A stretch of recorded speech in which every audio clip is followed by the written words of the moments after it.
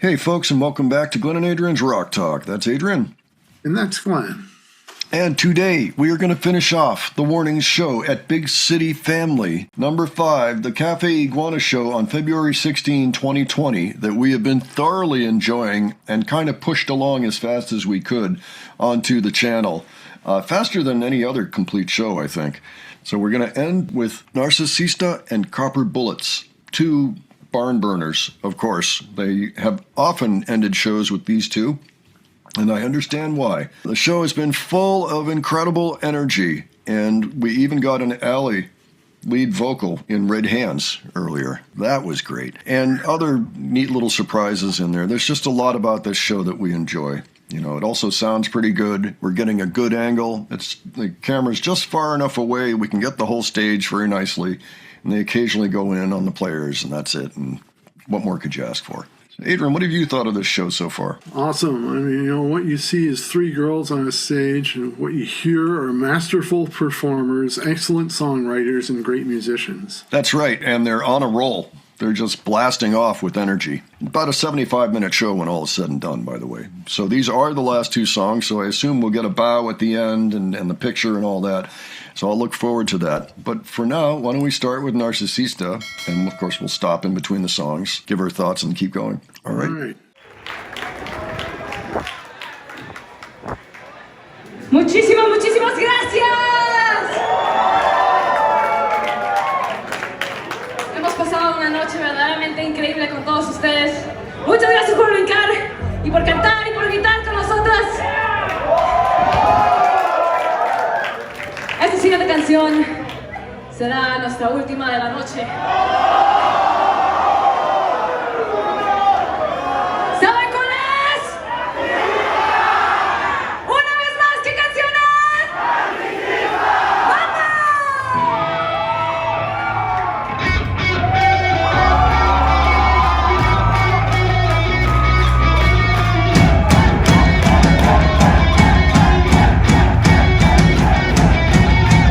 Dicen hay que rezar por mí.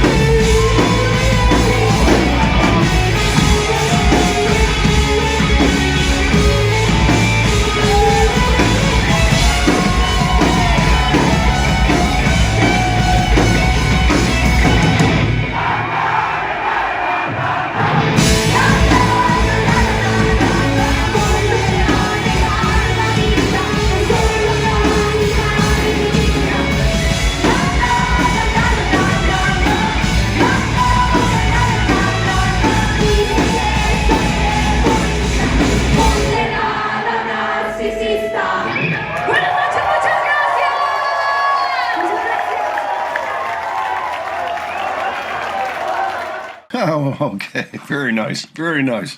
What'd you think, Adrian? Oh, you know what I noticed? I love the fact they got the lyrics on the screen. Now I can figure out what they're singing. Even if I don't understand it, I can figure it out. Yeah, they've been using those graphics at least since 4ODD. Maybe before that, I don't know. Well, actually, no, it wouldn't have been before that because that's about the time Narcisista came out. It was right around 4ODD. So, yeah, it's a cool graphic. It gets your attention, that's for sure, with the big jaw coming at you, you know. Blah, blah, blah, blah, blah, blah, blah. That sort of thing. I know I have to go back and take another look at the lyric sheet. I know exactly what it says, but I want to know exactly what it says, if you know what I mean. I want to get into the nitty-gritty of the exact details of how they said what they said. I know the general message, you know. Yeah, it's not looking good for the person the song was written for. You're the people. Nonetheless, great song. Loved the energy in that one. I got a little nervous with Dani up there on the riser for a moment and then starting her solo. I'm like, uh-oh, don't jump off the riser. And there's like 3 feet before there's an 8-foot drop there in front of the stage. Like, don't do that. And she was careful. So, as I figured she would be, you know. Didn't go too crazy there. I loved how she still came over to Allie's mic stand and hung out there for a bit. Sometimes they'll do stuff in sync there, but maybe there just wasn't room. Doesn't matter. I think a lot of the stuff that happens is very spontaneous in terms of Dani's moves and things. Like, they'll talk about some things ahead of time, you know, so there won't be too many surprises. But I think there are a few things that just happen on their own, depending on what Dani's in the mood for, you know, what Allie's in the mood for, etc. You know. Yeah. Also, well, with the stage, having that stage with such a drop, without having like a small rail or something like on the edge of the stage to say don't go further. I know. It's either a really bad decision or a really good decision, depending on how you look at it. You know, viewing the stage is a good decision. Yeah, you know, they could put up a net like at the baseball stadiums, you know. That's a good idea. If you trip and fall off stage, you fall in the net, you know. I could maybe get behind that or something. Yeah, I know, you got to watch for obstructed view for the audience. Plus, you know, if the rail's only a foot high, that's no good. You just trip on it and, you know. Well, you can see it. That's true.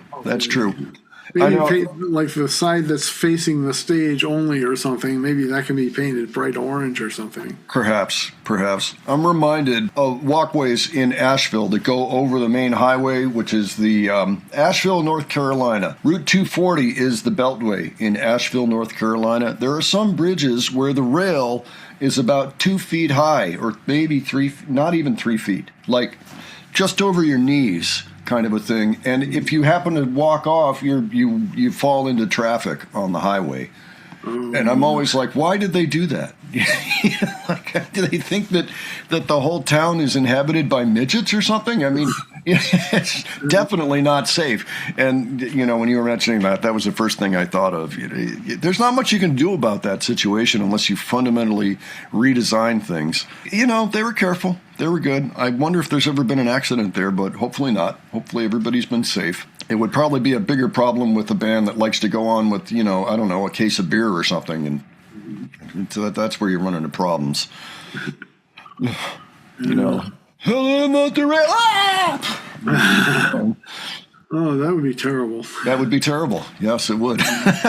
Anyway, I did enjoy this. I loved the energy. I love that the crowd loves it. I just love that it's a love fest, you know, in the room there. Everybody's really happy to be there, so... All right. Just love the way the song begins with that simple guitar riff. It's so simple, but it's ingenious too. And ominous. It goes a long way for like what it's doing, you know, which is basically a whole step and then a half step.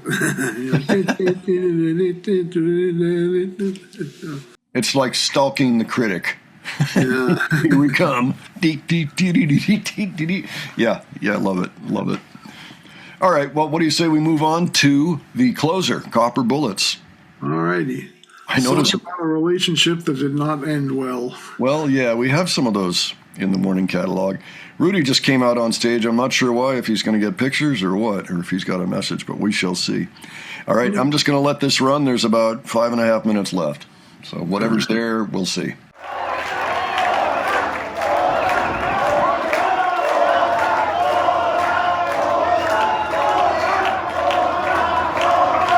Otra.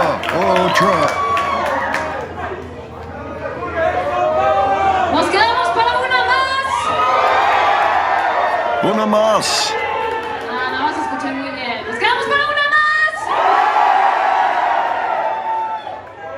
Bien.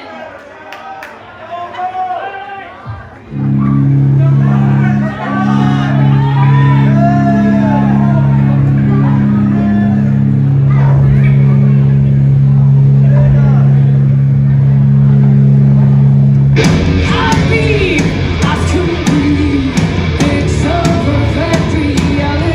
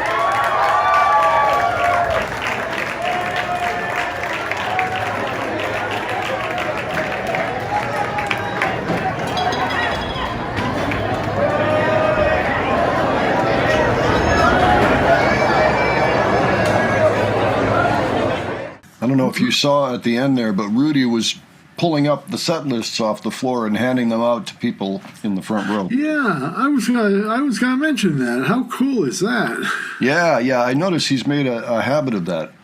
I think we saw him do that at Big Night Live, and I know that I saw him doing it in Silver Spring last year. So, not last year, last summer, July. I know it's been a little while since they played, so it feels like it's been a while, but yeah, it is a cool thing to do, for sure. Yeah. And man, Danny was still amped. Did you see that? Even at the end of the show. She's still jumping around and all that. I mean, yeah, she's just surfing on the crowd pretty much. I mean, that's great. Yeah. Amazing show. Top to bottom, loved every bit of it. Every single song I enjoyed in that one. Yeah. So much to love in it. This had a total of 16 songs. I'll be putting them all into one set list for everybody, or that is one playlist for everybody if they want to check the show out. Adrian, what did you think of the whole show in general? Any closing thoughts on watching and seeing them do all that? It's just awesomeness. It was just great seeing all this stuff going on and everything. Yeah, agreed. I'm going to make one note about Copper Bullets.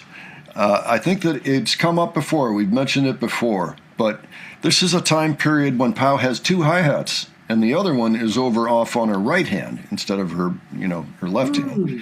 And I think I noticed something like that. That's right. So she can use her closed hi-hat while she's using double bass pedals on her drum, which she does quite a bit there in the pre-chorus, It's pretty amazing that she's able to do that. Just wanted to make note of that. Oh, it would have been so much fun to see them in that room. Capacidad. Up to 1,000, it looks like. Okay. Very cool. I'm glad we saw that. Folks, why don't you give us your thoughts on this show, if you saw the whole thing, or if you just saw this one segment. Tell us what you thought about this one. Of course, if you were there, tell us about it. We love hearing firsthand accounts of these shows. And if you've got other things to recommend to us, by all means, leave them below. And if you enjoyed this video, please give it a like. And if you enjoyed the presentation, please subscribe. All right. Thanks so much for joining us today. We'll catch you on the next one. Take care, folks. See you all later.